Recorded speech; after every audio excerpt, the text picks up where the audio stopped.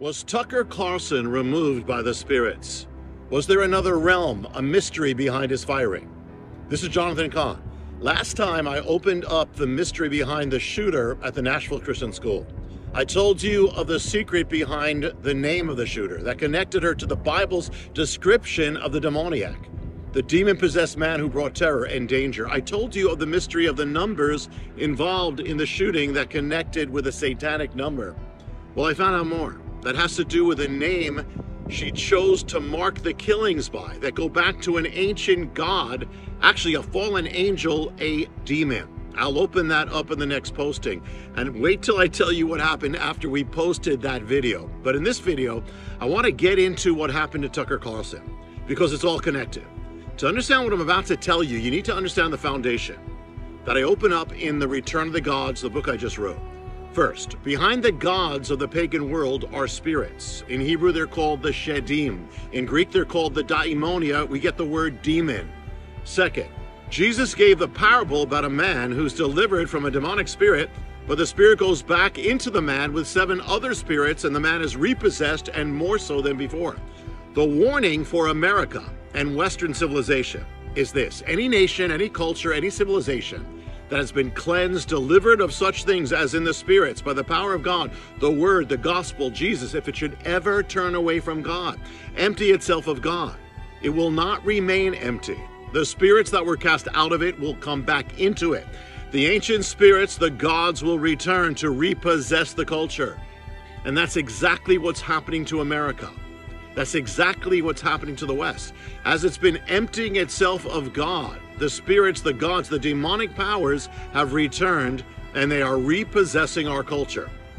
In the book, I identify 3 primary ancient gods or spirits that are actually now repossessing our culture, even our children.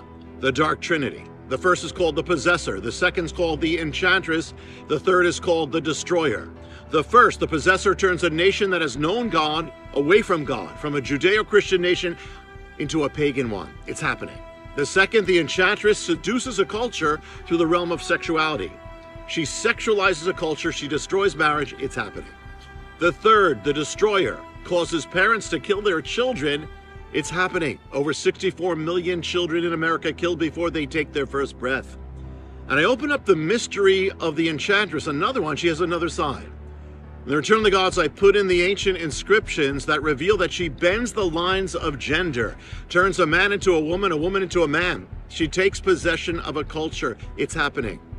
She would cause men to parade in the city streets dressed up as women. She would especially possess a culture for 1 month, the month of June, or Tammuz.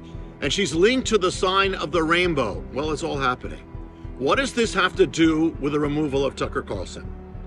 Tucker Carlson was the most popular personality in Fox News, and yet they fired him. Why? Some said because he spoke some things against his bosses. It's a common thing to happen. Others said he aired some things that his bosses at Fox weren't comfortable with. One of the most interesting reasons was given that of Rupert Murdoch, owner of Fox, that he was recently engaged to an evangelical Christian woman. He had her and Tucker Carlson for dinner, and when his fiancée spoke and read from the Bible and spoke of Carlson as a prophetic voice, Murdoch was not happy. And that he's not comfortable with spirituality on Fox News or getting into various issues of the culture. And not long after he broke off his engagement to that woman, he fired Tucker Carlson. Beyond those reasons, there is something bigger and deeper and darker at work. In The Return of the Gods, I wrote about what happens when the gods or spirits return to a culture, a nation. At first, you start hearing about tolerance, do your own thing. It's just a strategy for the spirits to open the door of a Judeo-Christian civilization, get in the door. But once they get in the door, once they start gaining power in the culture, then a change begins to take place. We move from a culture of toleration to a culture of cancellation. That's what always happens when the gods, the spirits, take over a culture. It's every knee shall bow to the new gods. Every tongue will confess to the new religion, the ideology, the wokeism. And if you don't, the spirits will come after you. They'll seek to marginalize you, vilify you, deplatform you, cancel you, silence you, eliminate you. It's what happened when the gods took over Israel in the times of Ahab and Jezebel. It's happening now. In The Return of the Gods, I reveal how the specific gods of the Dark Trinity seek to silence, cancel those who stand in their way. who stands in their way. In the section I called The War of the Gods, I wrote that the fury of the gods would, quote, fall first on all those who upheld the ways of God. The Christians, those who follow God's word. That's why they're targeting true Christians. That's why they're targeting the Bible, seeking to marginalize them, vilify them, silence them, so the Nashville shooting. But not only Christians, the book says, and this is what I'm quoting from the book, conservatives would also be targeted. The reason was simple. Conservatives sought to conserve the gods or the spirits seek to overturn. Tucker Carlson stood in their way. He became the most prominent conservative voice of America's national media against their agenda. And if you've noticed, in more recent days, he's been getting deeper. More and more, he's saying that behind what's happening in America is something spiritual. That's what the book reveals. So according to the mystery, he's going to be the target of the spirits, the entities. Recently, he gave a speech at the Heritage Foundation, and he went even further in unmasking the gods or the spirits. He basically said the forces that are taking over America and the conflict we're all in isn't natural, it's spiritual. He said, none of this makes sense, this is a quote, in conventional political terms. What you're watching is not a political movement, it's evil. He said, I'll put it in non-political, or rather non-specific theological terms. In The Return of the Gods, I speak of the connection between abortion and the destroyer God, who ordained child sacrifice, now is possessing our culture. Well, listen to what Tucker Carlson said in that speech. He said this, quote, but if you're telling me that abortion is a positive good, what are you saying? Well, you're arguing for child sacrifice, unquote. Child sacrifice. That was to the gods. He was connecting it to the gods. He's exposing them.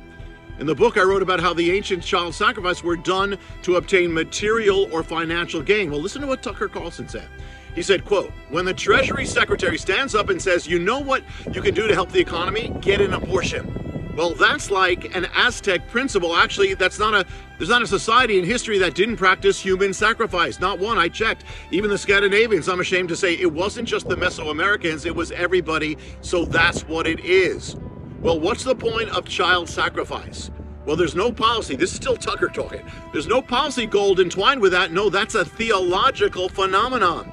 He was exposing a dark principality, one of the three of the dark trinity. But he didn't just do that. He went further. He said, this is the other of the dark trinity, which is the enchantress, the goddess who transitioned the gender of her followers, even surgically mutilating them.